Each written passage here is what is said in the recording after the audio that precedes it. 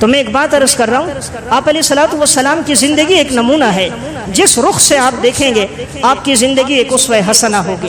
چاہے وہ میدان جنگ میں دیکھیں آپ، صحابہ اکرام فرماتے ہیں غزوہ حنین کا معرکہ تھا، دشمنوں نے تیر اندازی شروع کر دی، سب کے قدم اکھڑ گئے، لیکن آپ صلی اللہ علیہ وسلم اکیلے میدان جنگ میں تھے، اور آپ کی زبان پر ایک شعر تھا، انا النبی لا کذب انا ابن عبد المطلب، میں عبد المطلب کا بیٹا ہوں، میں سچا نبی ہوں، جھوٹا نبی نہیں ہوں، کہ میدان جنگ سے بھاگ جاؤں، تیروں کی بوچھاڑ ہے اور پیغمبر آخر الزمان کھڑے ہوئے ہیں۔ مدینہ میں افواہ آئی، دشمن نے حملہ کر دیا، آپ نے ابو طلحہ انصاری سے گھوڑا لیا، مجھے گھوڑا دو میں چکر لگاتا ہوں، پورے مدینہ کے اطراف میں چکر لگا کر آئے۔ آپ صلی اللہ علیہ وسلم نے فرمایا میں نے دیکھا ہے کوئی دشمن نے حملہ نہیں کیا، پریشان ہونے کی ضرورت نہیں۔ نشہد ان لا الہ الا اللہ وحدہ لا شریک لہ ونشہد ان محمدا عبدہ ورسولہ، اما بعد فاعوذ باللہ من الشیطان الرجیم، بسم اللہ الرحمن الرحیم،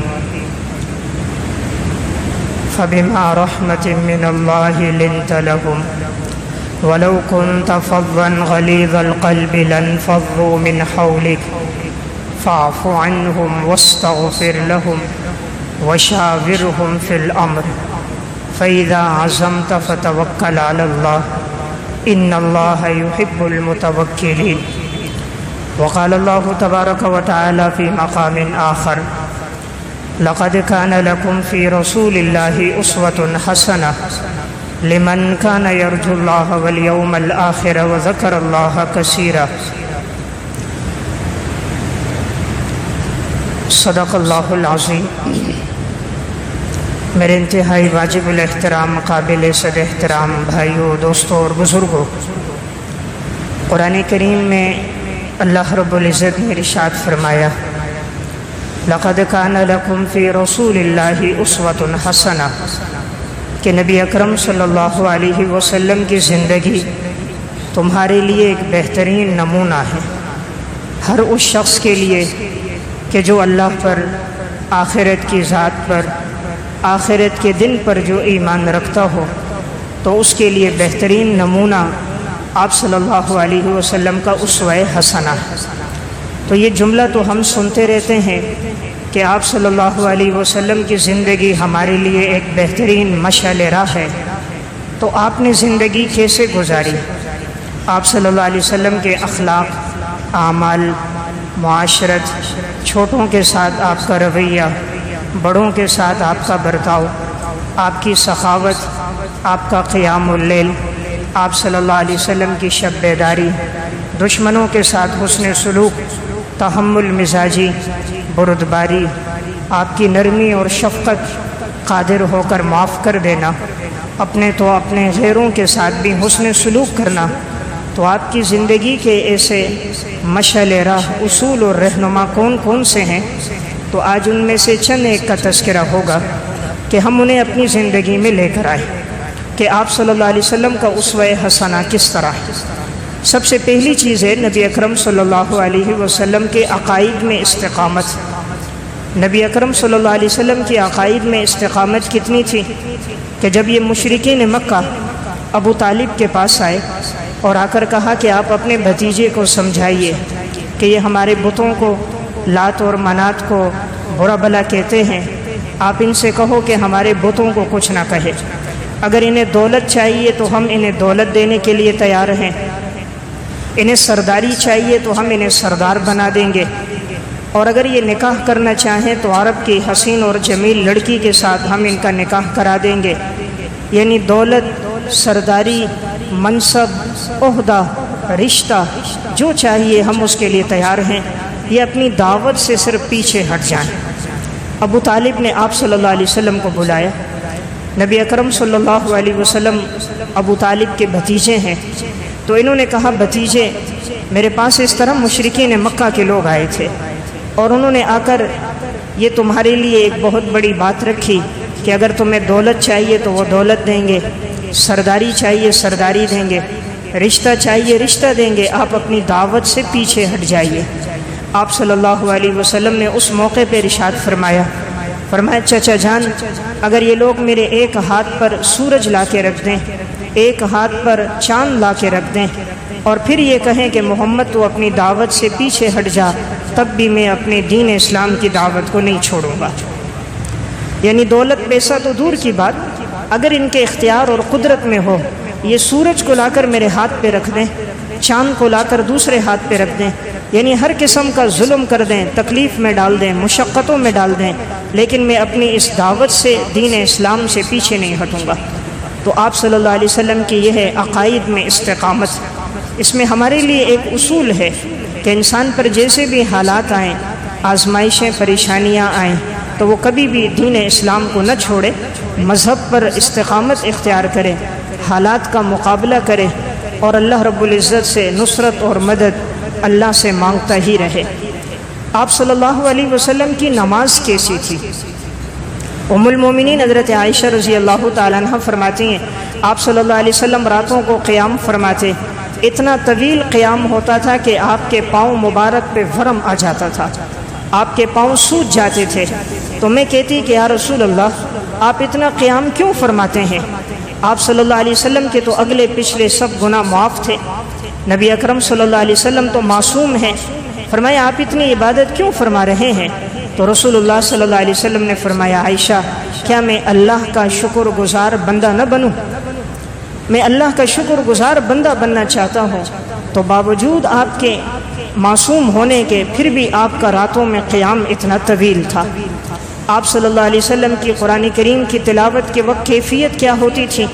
صحیح مسلم کی روایت ہے رسول اللہ صلی اللہ علیہ وسلم نے حضرت عبداللہ ابن مسعود رضی اللہ تعالیٰ عنہ سے فرمایا عبداللہ تم میرے سامنے قرآن پڑھو۔ فرمایا یا رسول اللہ میں کیسے پڑھوں، قرآن تو آپ پہ نازل ہوا۔ آپ نے فرمایا نہیں آج میرا دل چاہتا ہے کوئی پڑھے اور میں سنوں۔ تو حضرت عبداللہ ابن مسعود رضی اللہ تعالیٰ عنہ نے تلاوت شروع کی، آپ صلی اللہ علیہ وسلم سن رہے تھے، اور جب پڑھتے پڑھتے فرمایا میں اس آیت پہ پہنچا فَكَيْفَ إِذَا جِئْنَا مِن كُلِّ أُمَّةٍ بِشَهِيدٍ وَجِئْنَا بِكَ عَلَى هَؤُلَاءِ شَهِيدًا، ہم ہر امت میں سے ایک گواہ لے کر آئیں گے اور آپ کو ساری امتوں پر گواہ بنا کر پیش کریں گے۔ فرمایا جب میں نے یہ آیت پڑھی اور میں نے سر اٹھا کر دیکھا تو رسول اللہ صلی اللہ علیہ وسلم کی آنکھوں سے آنسو بہہ رہے تھے۔ تو گویا جب قرآن کی تلاوت ہوتی تھی تو نبی اکرم صلی اللہ علیہ وسلم کی آنکھیں اشک بار ہو جاتی تھیں اور آپ کی آنکھوں سے آنسو بہتے تھے۔ رسول اللہ صلی اللہ علیہ وسلم کا راتوں کو قیام کتنا طویل تھا، صحیح مسلم کی روایت ہے اور مسند احمد کی، حضرت حذیفہ بن یمان رضی اللہ تعالیٰ عنہ فرماتے ہیں آپ صلی اللہ علیہ وسلم نے نماز شروع کی، میں نے آپ کے پیچھے نیت باندھ کر آپ کی اقتداء کی۔ آپ نے پہلی رکعت میں سورہ بقرہ تلاوت فرمانا شروع کی۔ فرمایا جہاں جنت کا تذکرہ آتا اللہ سے جنت مانگتے، جہاں جہنم کا ذکر آتا نبی اکرم صلی اللہ علیہ وسلم اللہ سے پناہ مانگتے، جہاں انعامات کا ذکر آتا اللہ سے سوال کرتے۔ بڑے ٹھہر ٹھہر کر اطمینان کے ساتھ آپ قرات کر رہے تھے۔ میں نے سوچا کہ آپ 100 آیتیں پڑھیں گے، رکوع کر دیں گے، لیکن آپ پڑھتے رہے یہاں تک کہ آپ نے ایک رکعت میں سورہ بقرہ تلاوت فرمائی۔ پھر آپ صلی اللہ علیہ وسلم نے سورہ آل عمران تلاوت فرمائی، اور پھر آپ نے سورہ نساء تلاوت فرمائی، اور ایک روایت میں سورہ مائدہ بھی تلاوت فرمائی۔ تو گویا 4 رکعتوں میں آپ صلی اللہ علیہ وسلم نے یہ 4 طویل صورتیں آپ نے تلاوت فرما دی۔ تو اس میں دیکھا جائے تو حضور کی زندگی کیسی گزری، قیام اللیل کا بھی اتنا اہتمام، اور قیام اللیل میں قرآن کی تلاوت کا بھی اتنا اہتمام تھا۔ نبی اکرم صلی اللہ علیہ وسلم کی حالت اس وقت کیا ہوتی تھی جب آپ کے سامنے کوئی آدمی تکلیف اور پریشانی میں آتا، کوئی مصیبت میں اور کوئی حالات سے پریشان ہو کر آتا، آپ کی کیفیت کیا ہوتی؟ سنن نسائی کی روایت ہے چند صحابہ اکرام آپ صلی اللہ علیہ وسلم کے پاس آئے تو حضور نے دیکھا تو انہوں نے جو لباس پہنا ہوا تھا وہ پیوند زدہ تھا، کئی جگہوں سے پھٹا ہوا ہے لیکن اس کو پیوند لگا ہوا ہے، اور ان کے پاؤں میں جوتے نہیں ہیں، البتہ ہتھیار یعنی تلوار ان کے گلے میں لٹک رہی ہے۔ بھوک اور افلاس اور فقر ان کے لباس سے، ان کے چہرے سے نظر آ رہا تھا۔ جب وہ حضور سے ملنے آئے آپ صلی اللہ علیہ وسلم نے انہیں دیکھا، نماز کا وقت ہوا، حضرت بلال سے فرمایا آذان دو، حضرت بلال نے آذان دی، نماز ہوئی، رسول اللہ صلی اللہ علیہ وسلم نے خطبہ دیا، اور اس میں آپ نے فرمایا اللہ نے جس کو دیا ہے وہ اللہ کے نام پہ خرچ کرے، تم اپنے گندم میں سے، جو میں سے دراہم میں سے، دینار میں سے اللہ کے راستے میں خرچ کرو۔ اب صحابہ اکرام فرماتے ہیں ہم نے لانا شروع کیا، کوئی تھیلی میں لے کر آ رہا ہے، کوئی ہاتھوں میں لے کر آ رہا ہے، کوئی دراہم، کوئی گندم، کوئی مکئی، کوئی جو، کوئی کھجور لے کر آیا، یہاں تک کہ جب سامنے رکھتے گئے تو ایک بہت بڑا ڈھیر سا بن گیا دراہم، دینار، غذاؤں کا۔ تو آپ صلی اللہ علیہ وسلم کا چہرہ یوں روشن ہو گیا، فرماتے ہیں جس طرح 14ویں رات کا چاند روشن ہو جاتا ہے، کہ آپ کو راحت ملی کہ الحمدللہ یہ ان نادار صحابہ کے لیے بہت بڑا تعاون ہو گیا۔ آپ نے وہ سب کچھ ان نادار صحابہ کو دیا، اور اس موقع پہ فرمایا جس نے کسی نیکی کے کام کی بنیاد رکھی اس کو بھی اللہ اتنا اجر دے گا، اور جس نے رہنمائی کی اور اس کی وجہ سے کسی نے نیکی کی اللہ اس کو بھی اجر دے گا، اور کسی کے اجر میں کوئی کمی نہیں ہوگی۔ تو واقعہ سنانے کا مقصد کہ رسول اللہ صلی اللہ علیہ وسلم کی حالت کیا ہے کہ آپ کسی کو دیکھتے تکلیف میں، پریشانی میں، تو ایسا محسوس ہوتا گویا آپ کے اوپر پریشانی آ چکی ہے۔ تو میں عرض کر رہا تھا کہ حضور کا جو اسوہ حسنہ ہے، آپ کی جو زندگی ہے، وہ ہمارے لیے جس زاویے سے بھی دیکھا جائے آپ کی زندگی ہمارے لیے ایک مشعل راہ ہے۔ ایک صحابی حضور کے پاس آئے، حضرت ابو مسعود انصاری رضی اللہ تعالیٰ عنہ فرماتے ہیں انہوں نے آ کر آپ صلی اللہ علیہ وسلم سے ایک شکایت کی کہ فلاں صحابی یعنی حضرت معاذ بن جبل رضی اللہ تعالیٰ عنہ ہمیں نماز پڑھاتے ہیں لیکن بڑی طویل نماز پڑھاتے ہیں۔ تو ایک دفعہ حضرت معاذ بن جبل رضی اللہ تعالیٰ عنہ نے عشاء کی نماز میں سورہ بقرہ شروع کر دی۔ اب یہ دن بھر کام کاج کرنے والے تھے، محنت مشقت میں زندگی گزرتی تھی، کھیتی باڑی کیا کرتے تھے۔ جب انہوں نے دیکھا کہ سورہ بقرہ کی تلاوت شروع ہے تو یہ سمجھے کہ لمبی نماز ہوگی، تو انہوں نے اپنی مختصر نماز پڑھی اور آ گئے۔ تو بعد میں کسی نے کہا یہ تو معاذ اللہ منافق ہیں، اپنی نماز اکیلے میں پڑھتے ہیں، جماعت کے ساتھ انہوں نے نماز نہیں پڑھی۔ صبح آپ صلی اللہ علیہ وسلم کو خبر دی گئی، رسول اللہ صلی اللہ علیہ وسلم اتنے غصے ہو گئے، آپ کا چہرہ انور سرخ ہو گیا۔ آپ علیہ الصلوۃ والسلام نے فرمایا اے معاذ، کیا تم لوگوں کو فتنے میں ڈالنے والے ہو؟ تم لوگوں کو فتنے میں ڈال رہے ہو، یعنی تمہاری وجہ سے لوگ جماعت کی نماز میں شریک نہیں ہو رہے۔ مقصد تھا کہ اپنی نماز کو تم مختصر کر دو، اگر تم نے پڑھنی ہے تو سورہ ضحیٰ تلاوت کرو، سورہ شمس تلاوت کرو، تم اتنی طویل صورتیں کیوں تلاوت کر رہے ہو؟ تو دیکھیں اس سے ہمارے لیے سبق یہ ملا کہ آپ صلی اللہ علیہ وسلم نے اس کو پسند نہیں فرمایا کہ طویل نماز پڑھی جائے۔ آپ نے فرمایا تمہارے پیچھے بیمار بھی ہوتے ہیں، حاجت مند بھی ہوتے ہیں، ضرورت مند بھی ہوتے ہیں، جب تم امامت کرواؤ تو اپنی نماز مختصر کرو۔ ہاں جب انفرادی نماز پڑھو تو جس طرح چاہو تم طویل نماز پڑھو۔ تو میں عرض کر رہا ہوں آپ علیہ السلام کی زندگی کا ہر اصول ہمارے لیے ایک مشعل راہ ہے۔ آپ فجر کی نماز پڑھا رہے ہیں تو اس دور میں چونکہ خواتین بھی نماز میں شریک ہوتی تھی، پچھلی صفوں میں صحابہ کا دور تھا، اندھیرا ہوتا تھا، خیر القرون کا زمانہ تھا، فتنے موجود نہیں تھے، صحابیات آ کر پیچھے نماز پڑھ لیتی، خود امام الانبیاء صلی اللہ علیہ وسلم نماز پڑھاتے۔ تو آپ نے نماز شروع کی تو ایک بچے کے رونے کی آواز آئی، کوئی ماں نماز کے لیے آئی تو اپنا بچہ بھی دودھ پیتا ساتھ لے آئی، تو اسے کونے میں ڈالا، بچہ سویا ہوا تھا لیکن اچانک درمیان میں اٹھ گیا تو وہ رونے لگا۔ آپ صلی اللہ علیہ وسلم نے رونے کی آواز نماز میں سنی تو آپ نے نماز میں تخفیف کر دی، نماز آپ نے مختصر پڑھائی، حالانکہ فجر کی نماز تھی، آپ نے مختصر کر دی، اور پھر فرمایا کہ میرا دل چاہ رہا تھا طویل کروں لیکن میں نے بچے کے رونے کی آواز سنی تو مجھے احساس ہوا کہ اس کی ماں کو تکلیف ہوگی اپنے بچے کے رونے کی وجہ سے، اس لیے میں نے نماز کو مختصر کر دیا۔ یہ امت کو درس دینا ہے کہ اپنے مقتدیوں کی رعایت رکھی جائے، اپنے ماتحتوں کی رعایت رکھی جائے۔ آپ علیہ السلام نے ہر موقع پر ہر ایک انسان کا لحاظ رکھ کر ہمیں زندگی گزارنے کا ایک اصول اور ایک طریقہ بیان فرمایا۔ ایک صحابی ہے زید بن سعنہ رضی اللہ تعالیٰ، المستدرک علی الصحیحین کی روایت ہے، یہ شروع میں یہود کے بہت بڑے عالم تھے، بعد میں اسلام لائے۔ ان کے اسلام لانے کا سبب یہ بنا، انہوں نے تورات میں 2 نشانیاں پڑھی تھیں کہ پیغمبر آخر الزمان کی ایک نشانی یہ ہوگی کہ ان کو جتنا بھی غصہ دلایا جائے تو ان کی تحمل مزاجی بردباری بڑھے گی، وہ غصے کا جواب غصے سے نہیں دیں گے، عفو و درگزر کے ساتھ وہ دیں گے۔ اور دوسری نشانی یہ کہ جتنی بدتمیزی بد اخلاقی کی جائے وہ پیغمبر معاف کرے گا، وہ بدلہ نہیں لے گا۔ اب یہ جو یہود کا بڑا عالم ہے کہتے ہیں میں نے یہ دیکھنے کے لیے کہ یہ نشانیاں اس پیغمبر آخر الزمان میں موجود ہیں یا نہیں، اتفاق سے ایک مرتبہ آپ صلی اللہ علیہ وسلم کھڑے تھے، کچھ صحابہ آئے، فرمایا یا رسول اللہ فلاں جگہ غلے کی ضرورت ہے لیکن وہاں غلہ موجود نہیں ہے، تنگ دستی ہے، آپ نے پیغام بھیجا کیا کچھ گھر میں ہے؟ گھر میں بھی نہیں تھا۔ حضرت علی رضی اللہ تعالیٰ عنہ کھڑے تھے، آپ نے پوچھا غلہ ہوگا؟ انہوں نے فرمایا یا رسول اللہ اتنا غلہ تو نہیں ہے۔ اتنے میں یہ جو یہودی عالم تھا اس نے کہا میرے پاس موجود ہے، اگر چاہیے تو میں آپ کو دے دیتا ہوں، تم مجھے بعد میں دے دینا۔ آپ صلی اللہ علیہ وسلم نے فرمایا ٹھیک ہے۔ آپ نے مدت طے کر دی اس کے ساتھ اور اس سے وہ غلہ لے لیا، اور جو ضرورت مند تھے آپ نے انہیں وہ غلہ دے دیا۔ ابھی مدت پوری نہیں ہوئی، پورے ہونے سے چند دن پہلے یہی یہود کا عالم یہ آیا، بھرے مجمع میں آپ صلی اللہ علیہ وسلم بیٹھے ہوئے ہیں، صحابہ اکرام ہیں، فوراً ہی آتے ہوئے سخت لہجے میں اور بڑے طنزیہ جملے استعمال کرتے ہوئے کہنے لگا کہ آپ پیغمبر ہیں اور میرا قرضہ نہیں دے رہے، حالانکہ آپ نے مجھ سے لیا تھا اور آج دیکھیں اتنا وقت ہو گیا آپ نے میرا قرضہ نہیں لوٹایا۔ آپ صلی اللہ علیہ وسلم نے فرمایا کہ مدت طے ہوئی تھی لیکن ابھی تو وہ مدت باقی ہے، جب وہ مدت ہو جائے گی تو آپ کا قرضہ ہم لوٹا دیں گے۔ اس نے کہا نہیں مجھے ابھی قرضہ چاہیے، میری رقم مجھے ابھی چاہیے۔ تو بڑے سخت جملے اس نے کہے۔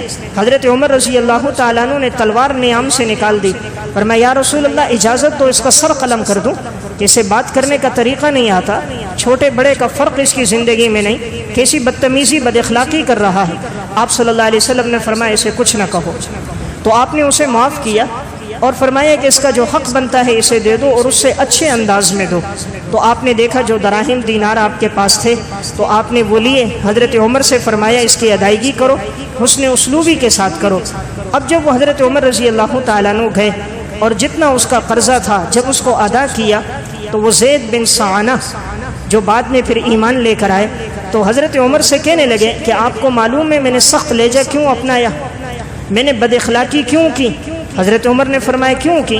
کہا میں یہود کا عالم ہوں اور میں نے تورات میں یہ پڑھا تھا اس پیغمبر آخر الزمان کی نشانی یہ ہوگی جتنی بدتمیزی بد اخلاقی کرو گے اتنا وہ عفو درگزر کرے گا، جتنا سختی سے پیش آؤ گے اتنا وہ نرمی سے تمہارے ساتھ معاملہ کرے گا، تمہاری طرف سے تکلیف پہنچے گی اس کی طرف سے معافی اور عفو درگزر ہوگی۔ تو میں ان علامات کو دیکھنا چاہ رہا تھا، اسی لیے میں وقت سے پہلے آیا۔ میں نے بڑے مجمع میں سب کے سامنے آپ کو سخت الفاظ میں تنبیہ کی لیکن آپ علیہ السلام نے مسکرا کر مجھے جواب دیا اور مجھے کوئی بات نہیں کی، تو وہ دونوں نشانیاں پوری ہو گئیں۔ اسی موقع پر زید بن سعانہ ایمان لے کر آ گئے۔ تو یہ ہے رسول اللہ صلی اللہ علیہ وسلم کی تحمل مزاجی۔ تو میں عرض کر رہا تھا آپ کی زندگی بہترین نمونہ ہے۔ انسان جس زاویے سے آپ علیہ السلام کی زندگی کو دیکھے تو اسے زندگی گزارنے کے اصول ملیں گے، چاہے وہ والد ہو، بیٹا ہو، چاہے وہ حکمران ہو، سیاستدان ہو، قاضی ہو، مسجد کا امام ہو، فیصلہ کرنے والا ہو، ہر اعتبار سے آپ کی زندگی کے رخ اور زاویے ہمارے سامنے۔ آپ علیہ الصلوۃ والسلام کا حضرات صحابہ کے ساتھ بھی کیسا تعلق تھا؟ کبھی اگر آپ سے کسی کو تکلیف پہنچتی آپ فوراً اس کو کہتے مجھ سے بدلہ لے لو۔ سنن ابی داؤد کی روایت ہے، حضرت اسید بن حضیر رضی اللہ تعالیٰ عنہ کہتے انصار میں ایک شخص تھے اور وہ بڑے مذاق کرنے والے تھے۔ آپ صلی اللہ علیہ وسلم کی مجلس میں آتے تب بھی کوئی بات کہہ دیتے مذاق میں، تو مسجد میں ایک تفریح ہو جاتی مجلس میں۔ تو ایک دفعہ انہوں نے کوئی بات کی تو آپ علیہ السلام ان کو خاموش کرنے کے لیے آپ کے ہاتھ میں ایک مسواک سی تھی تو آپ نے ان کے پہلو میں ماری ہلکی سی کہ بس کرو آپ، یعنی بہت تم نے تفریح کر دی۔ تو اب جیسے آپ نے اس کو کیا تو اس نے فوراً آگے سے کہا یا رسول اللہ آپ کے ہاتھوں سے مجھے تکلیف پہنچی ہے اور میں اپنا بدلہ لوں گا۔ آپ علیہ الصلوۃ والسلام نے فرمایا ٹھیک ہے، اپنے آپ کو پیش کیا، ہاں بھئی بدلہ لے لو۔ فرمایا یا رسول اللہ میرے پہلو پر اس وقت چادر نہیں تھی، اس دور میں تو قمیص نہیں ہوتی تھی، اوپر چادر ڈالتے تھے، جیسے آج احرام کی چادر اوپر ہوتی ہے نیچے تہبند ہوتا ہے، تو اوپر چادر تھی۔ تو کہا یا رسول اللہ اس وقت میرے ادھر چادر نہیں تھی، آپ کے جسم پر چادر ہے۔ آپ علیہ الصلوۃ والسلام نے اپنے پہلو سے چادر اوپر کر دی، فرمایا ہاں بھئی اپنا بدلہ لے لو۔ وہ صحابی فوراً پیچھے سے آیا، آپ کے پہلو کے ساتھ چمٹ گیا اور چومنے لگ گیا، بوسہ دینے لگ گیا اور آپ کی کمر مبارک کو اپنے سینے سے لگایا۔ فرمایا یا رسول اللہ میرا صرف یہی مقصد تھا، یعنی آپ کا جسم میرے جسم سے مس ہو جائے، ٹچ ہو جائے، شاید یہی میرے لیے نجات کا ذریعہ بن جائے۔ واقعہ سنانے کا مقصد یہ امام الانبیاء ہے کہ کہ جنہوں نے اپنے آپ کو خود بدلے کے لیے پیش کیا کہ اگر مجھ سے کوئی تکلیف ہے تو مجھ سے بدلہ لے لو۔ تو میں عرض کر رہا تھا حضور نے ایسی زندگی گزاری کہ آپ کی زندگی سے کبھی کسی کو تکلیف نہیں پہنچی۔ حضرت انس بن مالک رضی اللہ تعالیٰ عنہ آپ صلی اللہ علیہ وسلم کے 10 سال خادم رہے ہیں، 10 سال انہوں نے مدینہ میں آپ کی خدمت کی ہے۔ فرماتے ہیں کبھی ایسا نہیں ہوا کہ آپ صلی اللہ علیہ وسلم نے مجھے کبھی مارا ہو، اور کبھی نہیں فرمایا یہ کام کیوں کیا، اگر میں نے نہیں کیا تو فرمایا کیوں نہیں کیا، کبھی ایسا نہیں ہوا۔ یعنی آپ کا مزاج بھی کبھی نہیں بدلا، جب بھی بات کی بڑی نرمی کے ساتھ، بڑی محبت کے ساتھ بات کی۔ حضرت انس فرماتے ہیں ایک دفعہ آپ صلی اللہ علیہ وسلم نے مجھے ایک کام کے لیے بھیجا۔ اس وقت چونکہ یہ بھی بچے تھے تو بچے باہر کھیل رہے تھے، تو یہ بھی بچوں کے ساتھ کھیلنے میں مشغول ہو گئے۔ تو آپ صلی اللہ علیہ وسلم نے دیکھا کافی دیر ہو گئی، انس نہیں آیا۔ حضور جب باہر گئے تو دیکھا انس بن مالک بچوں کے ساتھ کھیل رہے تھے۔ آپ علیہ الصلوۃ والسلام نے پیچھے گردن پہ یوں ہاتھ رکھا۔ حضرت انس کہتے میں نے مڑ کے دیکھا تو حضور مسکرا رہے تھے۔ فرمایا انس میں نے تمہیں کس کام کے لیے بھیجا تھا؟ فرمایا یا رسول اللہ ابھی جاتا ہوں۔ کہا میں دوڑتا ہوا چلا گیا، لیکن آپ نے ایک جملہ نہ کہا کہ اتنی دیر ہو گئی میں نے تجھے بھیجا ہے، کیوں تاخیر ہو گئی؟ فرمایا آپ نے کوئی جملہ نہ کہا، صرف آپ نے میری گردن پہ ہاتھ رکھا، میں نے مڑ کے دیکھا، آپ نے مسکراتے ہوئے فرمایا۔ تو میں عرض کر رہا ہوں زندگی ہم نے گزارنی ہے آپ صلی اللہ علیہ وسلم کے اسوہ حسنہ پر۔ حضور کا اسوہ حسنہ اس طرح ہے، صحیح بخاری کی روایت ہے، حضرت انس بن مالک رضی اللہ تعالیٰ عنہ فرماتے ہیں ایک اعرابی شخص آیا، آپ صلی اللہ علیہ وسلم کے کندھے پر چادر تھی، تو اس نے اتنی زور سے آپ کی چادر کو کھینچا کہ وہ چادر دھاری دار تھی، اس پہ نقش و نگار تھا، تو کھینچنے کی وجہ سے آپ کی گردن پہ نشان پڑ گیا۔ آپ صلی اللہ علیہ وسلم نے مسکرا کے اس کی طرف دیکھا تو آپ مسکرانے لگے، حالانکہ بڑی سخت آپ کو تکلیف پہنچی اور اتنی سخت کہ گردن پہ نشان ہو گیا۔ آپ نے فرمایا ہاں بھئی کیا ہوا؟ اس اعرابی نے کہا آپ نے مال تقسیم کیا، سب کو اونٹ ملے، دراہم ملے، مجھے تو کچھ نہیں ملا، میرے لیے بھی حکم دیجئے کہ مجھے بھی ملے۔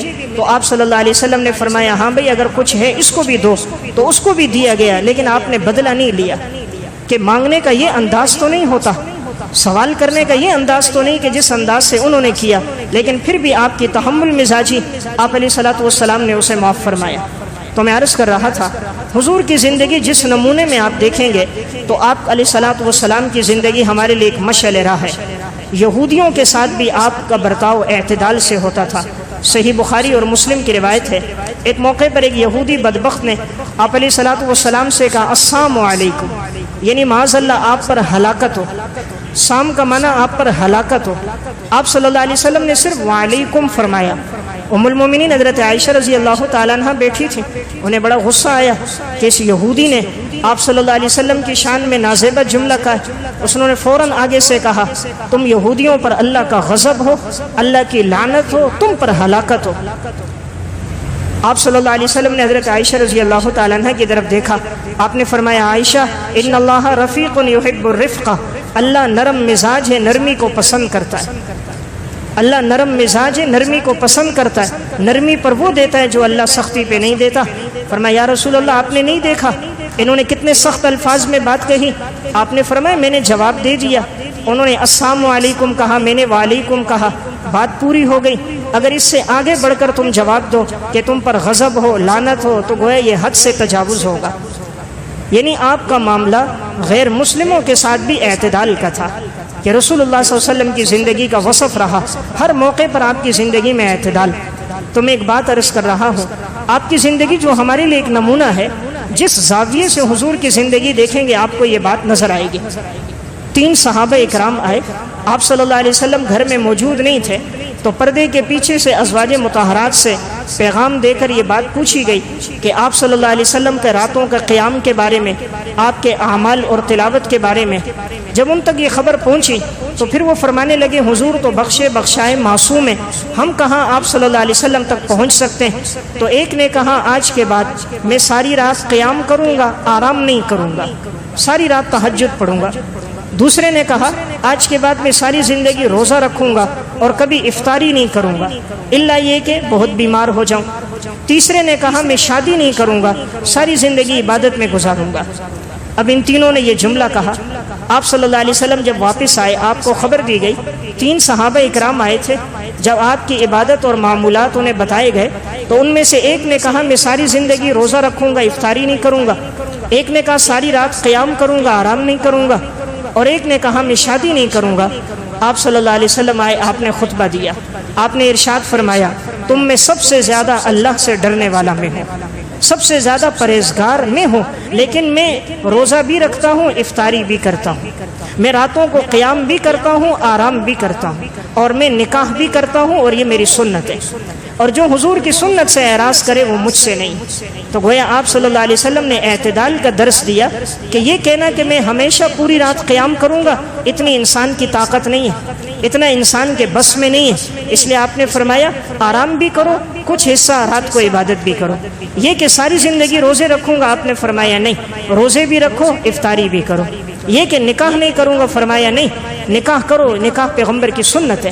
اور نوجوانوں کو آپ نے حکم دیا یا معاشر الشباب من استطاع منکم الباءة فلیتزوج فإنہ اغض للبصر واحسن للفرج، جو تم میں نکاح کرنے کی طاقت رکھے وہ کرے، اس لیے کہ اس سے نگاہیں جھک جاتی ہیں، عزت اور آبرو کی حفاظت ہوتی ہے۔ تو میرا واقعہ سنانے کا مقصد آپ صلی اللہ علیہ وسلم کی زندگی میں بڑا اعتدال تھا۔ تو میں عرض کر رہا تھا حضور کی زندگی میں جو پہلو دیکھیں گے آپ کو بڑا نمایاں نظر آئے گا، اور اس میں ہمارے لیے زندگی گزارنے کا ایک سبق ہوگا۔ غزوہ بدر کا موقع ہے، جب مشرکین میں سے 70 مارے گئے اور اسی طرح یہ قیدی بنے، آپ صلی اللہ علیہ وسلم نے صحابہ سے مشورہ لیا۔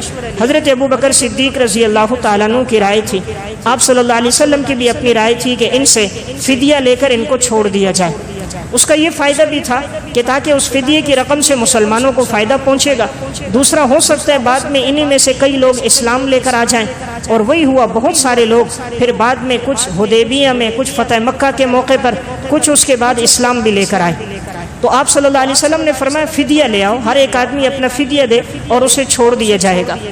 اب آپ صلی اللہ علیہ وسلم کے داماد تھے ابو العاص، یہ حضرت زینب رضی اللہ تعالیٰ عنہ کے شوہر ہیں، آپ صلی اللہ علیہ وسلم کی بیٹی حضرت زینب ان کے شوہر ہیں۔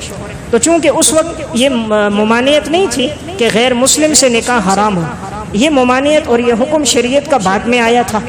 اب جب سب کی طرف سے مکہ سے فدیے آئے، ہر ایک کی رہائی کے لیے کسی نے دراہم، کسی نے دینار بھیجے، کسی نے غلہ، کسی نے ساز و سامان بھیجا، تو اسی میں ابھی یہ آپ علیہ الصلوۃ والسلام دیکھ رہے تھے کس کی طرف سے کیا فدیہ آیا اور اس کو رہائی مل رہی تھی۔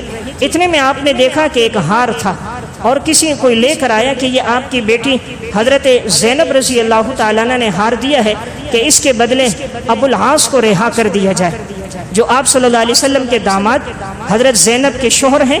تو آپ علیہ السلام کی بیٹی حضرت زینب نے اپنا ہار بھیجا کہ یہ ہار لے لیا جائے اور اس کے بدلے ابو العاص کو رہا کر دیا جائے۔ حضور نے جب وہ ہار دیکھا آپ پہ رقت طاری ہو گئی، آپ علیہ الصلوۃ والسلام کی آنکھوں سے آنسو بہنے لگ گئے۔ آپ کو وہ منظر یاد آیا کہ یہ وہ ہار تھا جو ام المومنین حضرت ختیجہ رضی اللہ تعالیٰ عنہ کے گلے میں تھا۔ جس وقت انہوں نے اپنی اس بیٹی حضرت زینب کو رخصت کیا تھا تو ام المومنین نے یہ ہار نکال کر اپنی بیٹی زینب کے گلے میں ڈالا تھا۔ آج حضور کی یہ بیٹی اپنے شوہر کی رہائی کے لیے اپنے گلے کا ہار اس نے بھیجا تھا۔ آپ علیہ السلام نے وہ ہار دیکھا، آپ کو وہ منظر یاد آیا، گھر والی کی محبت، رفاقت یاد آئی، زندگی کا وہ ساتھ یاد آیا، بیٹی کی تنہائی یاد آئی کہ مکہ میں وہ اکیلی ہے اور آج یہ داماد قید ہو کر آیا۔ آپ علیہ السلام کی آنکھوں میں آنسو آ گئے۔ صحابہ نے پوچھا یا رسول اللہ کیا ہوا؟ فرمایا یہ ہار میری بیٹی نے بھیجا ہے، اگر تم لوگ راضی ہو تو ایسا کر دیتے ہیں ابو العاص کو ویسے رہا کر دیں، یہ ہار میں ان کے لیے واپس بھیج دیتا ہوں۔ یہ ہار ختیجہ نے زینب کے گلے میں ڈالا تھا، اور ابو العاص سے کہیں گے کہ وہ بیٹی زینب کو مدینہ بھیج دے، بس یہ اس کے لیے شرط لگا لیں گے کہ وہ زینب کو مدینہ بھیج دے اور یہ ہار ہم زینب کو واپس بھیج دیں، کیا خیال ہے؟ سب صحابہ نے فرمایا یا رسول اللہ بالکل ٹھیک ہے، ہم سب اس پہ راضی ہیں۔ تو دیکھیں آپ چاہتے تو خود بھی فیصلہ کر سکتے تھے، لیکن آپ نے صحابہ کے مشورے سے فیصلہ کیا، آپ نے صحابہ سے رائے لینے کے بعد فیصلہ کیا۔ تو دیکھیں حضور کی زندگی کیسی ہے، آپ صلی اللہ علیہ وسلم کا معاملہ اپنی اولاد کے ساتھ ہو، غیر کے ساتھ ہو، ہمیشہ عدل کے ساتھ معاملہ رہا ہے۔ حضرت فاطمہ رضی اللہ تعالیٰ عنہ آپ صلی اللہ علیہ وسلم کے ہاں آئیں، اتفاق سے حضور گھر میں نہیں تھے۔ حضرت فاطمہ خود چکی چلاتی تھی، چکی چلاتے چلاتے ہاتھوں میں نشانات پڑ گئے تھے، گھر میں خود جھاڑو دیتی، کچے گھر تھے، کپڑوں پہ گرد و غبار ہو جاتا تھا، اور پھر چکی سے پیسنا، آٹا بنانا، پھر گوندنا، پھر ساتھ بکریوں کی دیکھ بھال کرنا، بچوں کی دیکھ بھال، جتنے کام تھے سب خود اکیلی کرتی تھی۔ کچے گھر کے اندر اتنے کام کرنا بہت مشکل ہوتا ہے۔ تو ایک موقع پر آپ صلی اللہ علیہ وسلم کے پاس غلام آئے، تو حضرت فاطمہ آئیں، حضور گھر پہ نہیں تھے، حضرت عائشہ رضی اللہ تعالیٰ عنہا تھی۔ حضرت عائشہ نے پوچھا فاطمہ کیسے آنا ہوا؟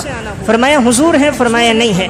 فرمایا کہ میں گھر کے کام کاج کرتی ہوں، بہت زیادہ تھک جاتی ہوں، گھر کے اندر کے بھی کام ہوتے ہیں، باہر کے بھی کام ہوتے ہیں، چکی بھی چلانی پڑتی ہے، آٹا بھی پیسنا پڑتا ہے، گودنا بھی پڑتا ہے، گھر کی صفائی ستھرائی بھی ہوتی ہے، جانوروں کی دیکھ بھال بھی ہوتی ہے۔ مجھے حضرت علی نے بتایا کہ حضور کے پاس کچھ غلام آئے ہیں، تو میں نے کہا میں آپ کے پاس چلتی ہوں، اگر ایک غلام مل جائے تاکہ باہر کے جو کام کاج ہوں گے وہ غلام کر دے گا تو تھوڑی سہولت ہو جائے گی۔ حضرت عائشہ رضی اللہ تعالیٰ عنہ نے فرمایا جب حضور آ گئے تو میں آپ کا پیغام پہنچا دوں گی۔ آپ صلی اللہ علیہ وسلم تشریف لائے، حضرت عائشہ نے پیغام پہنچایا، آپ کی بیٹی فاطمہ آئی تھی یا رسول اللہ، انہوں نے چاہا کہ غلام انہیں مل جائے۔ رسول اللہ صلی اللہ علیہ وسلم رات کا وقت تھا، گئے۔ حضرت فاطمہ حضرت علی رضی اللہ تعالیٰ عنہ گھر میں ہیں، آپ صلی اللہ علیہ وسلم آئے، دونوں ایک دائیں طرف ایک بائیں طرف ہے، آپ درمیان میں بیٹھے۔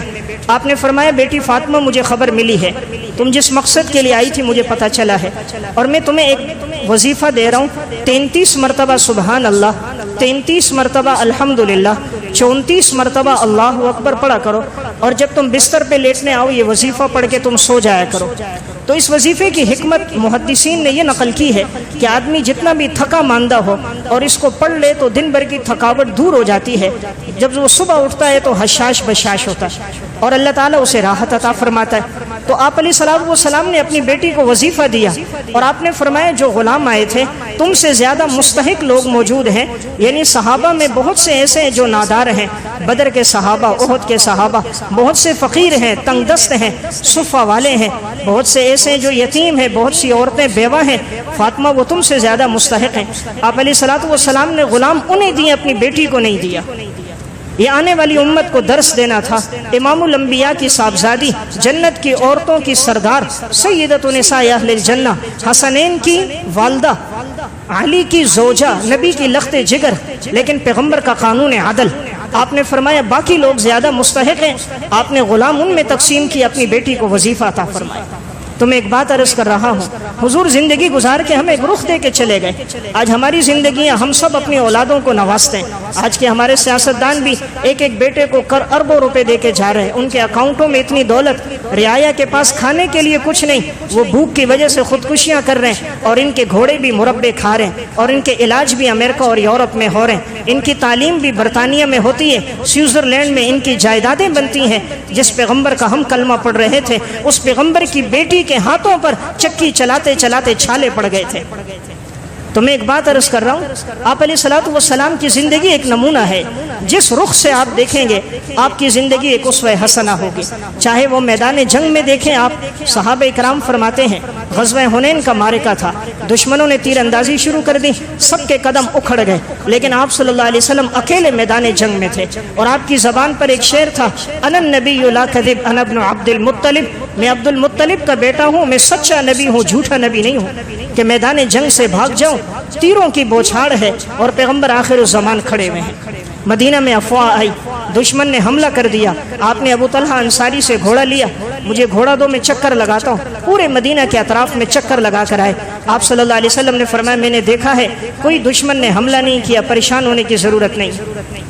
یعنی حضور کی زندگی جس اس میں دیکھیں گے، آپ کی سخاوت دیکھیں، بہادری دیکھیں، شب بیداری دیکھیں، صوم و صلات کے ساتھ آپ کا تعلق دیکھیں، ہر اعتبار سے آپ سب سے نمایاں نظر آتے ہیں۔ بچوں کے ساتھ شفقت اتنی، اقرا بن حابس ایک صحابی ہیں، دیہات کے رہنے والے تھے، آپ صلی اللہ علیہ وسلم نے بچہ آیا، آپ نے بوسہ دیا، فرمایا یا رسول اللہ آپ بوسہ دے رہے، میرے 10 بچے، میں نے تو کبھی بوسہ نہیں دیا۔ رسول اللہ صلی اللہ علیہ وسلم نے فرمایا اقرا، اگر اللہ نے تیرے دل سے شفقت نکال دی، رحمت نکال دی، تو میں تو کچھ نہیں کر سکتا، یہ تو اللہ کی طرف سے محبت اور شفقت ہوتی ہے۔ تو آپ کا یہ طرز رہا ہے بچوں کے ساتھ بھی۔ عورتیں بچے لے کر آتی کہ آپ تحنیک کریں، یعنی کھجور چبا کر منہ میں ڈالیں، اپنا لعاب دہن ڈالیں، نام رکھیں۔ بسا اوقات کوئی بچہ حضور کی گود میں رکھا جاتا، بچہ پیشاب کر لیتا، کبھی آپ نے ناگواری کا اظہار نہیں کیا۔ مسند احمد کی روایت ہے بچہ لایا گیا، پیشاب کر دیا، پیشاب آپ کے کپڑوں پر تھا، آپ نے فرمایا بچے کو کچھ نہ کہو۔ ماں غصہ کر رہی تھی، فرمایا کچھ نہ کہو یہ بچہ ہے۔ حضور کا مزاج کیسا ہے؟ ایک دیہاتی مسجد نبوی میں پیشاب کر رہا ہے، صحابہ کی تلواریں نکل گئی، آپ علیہ الصلوۃ والسلام نے فرمایا اسے کچھ نہ کہو۔ قریب بلایا تو پیار سے سمجھایا، مسجد عبادت کی جگہ ہے، صوم و صلات کی جگہ ہے، بولو براز کی جگہ نہیں ہے، محبت سے بات سمجھائی۔ پھر صحابہ سے فرمایا فَإِنَّمَا بُعِثْتُم مُيَسِّرِينَ وَلَمْ تُبْعَثُوا مُعَسِّرِينَ، اللہ نے تمہیں آسانیوں کے لیے بھیجا ہے، سختیوں کے لیے، تکلیفوں کے لیے نہیں بھیجا۔ تو میں عرض کر رہا ہوں پیشاب کر رہا ہے مسجد میں، لیکن امام الانبیاء کتنی محبت سے اسے سمجھا رہے ہیں۔ تو حضور کی زندگی کا جو رخ دیکھیے اس میں ہمارے لیے ایک مشعل راہ ہے کہ آپ صلی اللہ علیہ وسلم کیسی زندگی گزار کے گئے۔ صحیح مسلم کی روایت ہے، حضرت معاویہ بن حکم سلمی رضی اللہ تعالیٰ عنہ فرماتے ہیں میں نماز میں تھا، ایک آدمی کو چھینک آ گئی تو میں نے اسے جواب میں یرحمک اللہ کہا۔ اب نماز میں چونکہ جواب دینا درست نہیں ہے، لیکن چونکہ ابتدائی اسلام میں گنجائش تھی، بعد میں بالکل ممانعت ہو گئی، تو انہیں یہ حکم کا نہیں پتہ تھا، یہ سمجھے کہ جواب آدمی دے سکتا ہے، جیسے نماز سے باہر دے سکتا ہے نماز میں بھی دے سکتا ہے، تو انہوں نے یرحمک اللہ کہا ان کے چھینکنے پر۔ تو صحابہ اکرام میں سے بعض نے ہاتھ اپنی ران پہ مارا ان کو خاموش کرنے کے لیے کہ یعنی کچھ نہ کہو، نماز میں کسی کو جواب نہ دو۔ تو اب یہ کہتے ہیں میں نے دیکھا صحابہ مجھے خاموش کر رہے ہیں، میں خاموش رہا، نماز ختم ہو گئی، میں آپ صلی اللہ علیہ وسلم کے پاس آیا، بعض نے آ کر بتایا یا رسول اللہ نماز میں جواب دے رہا تھا، بات کر رہا تھا۔ فرماتے جب میں حضور کے پاس بیٹھا ایک جملہ کہا معاویہ بن حکم نے، فرمایا ما رأیت معلما قبلہ ولا بعدہ احسن تعلیما منہ فواللہ ما ضربنی ولا قہرنی ولا شتمنی، اللہ کی قسم حضور جیسا معلم نہ میں نے حضور سے پہلے دیکھا نہ حضور کے بعد دیکھا، آپ نے نہ مجھے ڈانٹا نہ مارا نہ تان تشنی کی، محبت سے سمجھایا معاویہ نماز میں جواب نہیں دیا جاتا، نماز میں بات چیت نہیں ہوتی، کسی کو چھینک آ جائے نماز کے بعد جواب دے دو، آئندہ ایسا نہیں کرنا۔ فرمایا اتنی محبت سے سمجھایا کہ جیسے کوئی ماں بھی اپنی اولاد کو اس طرح نہیں سمجھاتی۔ تو میں ایک بات عرض کر رہا تھا، آپ صلی اللہ علیہ وسلم کی زندگی کا جو رخ دیکھیے آپ کو ایک نمایاں نظر آئے گا۔ آپ کو ان سے بھی محبت ہوتی تھی جو سیاہ فام ہوتے، آرابی ہوتے، غریب ہوتے، تنگ دست ہوتے۔ آج تو ہمیں محبت ہوتی ہے مالداروں سے، پیسے والوں سے، جن سے ہماری کوئی غرض ہو، جس سے ہمارا کوئی مفاد ہو، اس سے تعلق ہوتا ہے۔ غریب کو تو آج کوئی سلام بھی نہیں کرتا، آج سلام بھی ہوتا ہے تو دولت کو۔ امام الانبیاء کی حالت کیا ہے؟ مسند احمد کی روایت ہے، آپ صلی اللہ علیہ وسلم کا ایک صحابی ہے ظاہر بن حرام رضی اللہ تعالیٰ عنہ، یہ دیہات کا رہنے والا تھا اور بڑا سیاہ فام تھا، رنگ کے اعتبار سے کالا سا تھا، خوبصورت نہیں تھا۔ جب بھی یہ دیہات سے آتا آپ صلی اللہ علیہ وسلم کے لیے ہدیہ لے کر آتا، پھر یہ بازار میں آ کر اپنا سامان بیچتا تھا تو دیہات کی سبزیاں لے کر آتا، دیہات کے پھل فروٹ لے کر آتا، حضور سے جب ملتا بڑی محبت سے ملتا تھا۔ آپ فرماتے تھے ظاہر ہمارے لیے دیہات کی اشیاء لاتے ہیں، ہم ظاہر کو شہر کی اشیاء دے دیتے ہیں۔ ایک دفعہ ظاہر بن حرام بازار میں بیٹھے ہیں، خرید و فروخت کر رہے ہیں، چادر بچھائی ہوئی زمین پہ بیٹھے ہیں، جو سبزیاں لے کر آئیں وہ بیچ رہے ہیں۔ آپ صلی اللہ علیہ وسلم پیچھے سے آ گئے، ظاہر بن حرام نے دیکھا نہیں تھا، حضور ان کے پشت کے پیچھے سے آئے، ان کے بغلوں کے نیچے سے ہاتھ لے کر آپ نے ان کی آنکھوں کے اوپر ہاتھ رکھ دیے۔ آپ نے آنکھوں پہ ہاتھ رکھے تو وہ اپنے آپ کو چھڑانے لگے کہ کون ہے، تو اب ان کو محسوس ہوا کہ یہ آپ صلی اللہ علیہ وسلم ہے۔ تو ظاہر بن حرام نے اپنی پشت کو اور پیچھے کیا تاکہ آپ کے جسم کے ساتھ میرا جسم مس ہو جائے۔ پہلے تو چھڑانے کی کوشش کی، جب پتہ چلا حضور ہے تو یہ تو بڑی سعادت، امام الانبیاء کا جسم میرے جسم سے ٹچ ہو جائے۔ ظاہر بن حرام نے اپنا جسم پیچھے کیا، آپ صلی اللہ علیہ وسلم نے ان کی آنکھوں پہ ہاتھ رکھے ہیں، ان کے ساتھ آپ خوشطبی فرما رہے تھے۔ آپ نے فرمایا ظاہر ہم تمہیں فروخت کریں گے، کون تمہیں خریدے گا؟ فرمایا یا رسول اللہ، آنکھوں میں آنسو آ گئے صحابی کے، یا رسول اللہ میری قیمت بہت کم ہوگی، میں تو سیافام ہوں، کالا ہوں، تو میری قیمت بہت کم ہوگی اگر مجھے آپ فروخت کریں گے۔ آپ نے فرمایا ظاہر اللہ کے ہاں تیری بڑی قیمت ہے، انسانوں کے ہاں تیری قیمت ہو نہ ہو، اللہ کے ہاں تیری بڑی قیمت ہے۔ انسان ظاہر کو دیکھتے ہیں، رب باطن کو دیکھتا ہے، انسان صورت کو دیکھتا ہے، خدا دل کو دیکھتا ہے۔ تو میں عرض کر رہا ہوں آپ کو سیافام سے بھی محبت تھی، آپ علیہ الصلوۃ والسلام غریبوں سے آپ کو زیادہ تعلق رہا۔ آپ کے ایک صحابی ہیں جلیبیب رضی اللہ تعالیٰ عنہ، الاستیاب فی معرفت الاصحاب میں مسند احمد میں واقع ہے۔ یہ صحابی حضور کے پاس آئے، یہ بھی سیاہ فام تھے، دیہات کے رہنے والے تھے، نہ اپنا گھر تھا، نہ مکان تھا، نہ کاروبار تھا، نہ کوئی دولت اور منصب تھا، اور رنگ کے اعتبار سے بھی سیاہ تھے، اس لیے کوئی رشتہ بھی نہیں دیتا تھا۔ آپ صلی اللہ علیہ وسلم کے پاس ایک دن آئے، حضور نے فرمایا جلیبیب نکاح ہوا ہے۔ فرمایا یا رسول اللہ کون مجھے رشتہ دے گا؟ آپ نے فرمایا مجھے پتہ چلا ہے انصار کے فلاں گھر کے اندر ایک رشتہ ہے، تو تم ایسا کرو تم وہاں جاؤ، ان کو بتانا مجھے آپ صلی اللہ علیہ وسلم نے بھیجا ہے، اگر وہ مناسب سمجھیں تو اپنی بیٹی کا نکاح تمہارے ساتھ کرا دیں گے۔ حضرت جلیبیب چلے گئے، سادگی کا دور تھا، دروازے پر دستک دی، لڑکی کا والد باہر نکلا، ہاں بھئی کیسے آنا ہوا؟ کہا میں رسول اللہ صلی اللہ علیہ وسلم کے پاس گیا تھا، آپ نے مجھ سے رشتے کے بارے میں پوچھا، میں نے کہا رشتہ نہیں ہوا، حضور نے مجھے ادھر بھیجا ہے، مناسب سمجھے تو اپنی بیٹی کا نکاح میرے ساتھ کر دیں۔ اب والد نے جب دیکھا، وہ تو پہچانتے تھے، علاقے میں غریب تنگ دست آدمی، عہدہ منصب مال کچھ نہیں، سر چھپانے کی جگہ کوئی نہیں، حسن و جمال بھی کوئی نہیں، وہ اندر گئے، گھر والی سے بات کی کہ کیا کریں، جلیبیب آیا ہے، انہوں نے کہا ہے کہ حضور نے ان کو بھیجا ہے اور ہماری بیٹی کا رشتہ، بیٹی بھی نہایت خوبصورت اور باکرہ، تو آپ کی کیا رائے، کیا کیا جائے؟ تو عورت تو بہرحال عورت ہوتی ہے، وہ آپس میں بات کرنے لگی کہ بھئی ان کو ہم کیسے رشتہ دیں، اس کے پاس تو جگہ ہی کوئی نہیں ہے، کہاں ٹھہرائے گا، پیسہ نہیں، دولت نہیں۔ اب یہ میاں بیوی آپس میں باتیں کر رہے ہیں، اتنے میں بیٹی نے بات سن لی کہ جلیبیب کو آپ صلی اللہ علیہ وسلم نے بھیجا ہے۔ بیٹی نے آواز دی اپنی والدہ کو، اماں جان اگر آپ صلی اللہ علیہ وسلم نے بھیجا ہے تو میں رشتے پہ راضی ہوں، حضور نے بھیجا ہے میں رشتے پہ راضی ہوں۔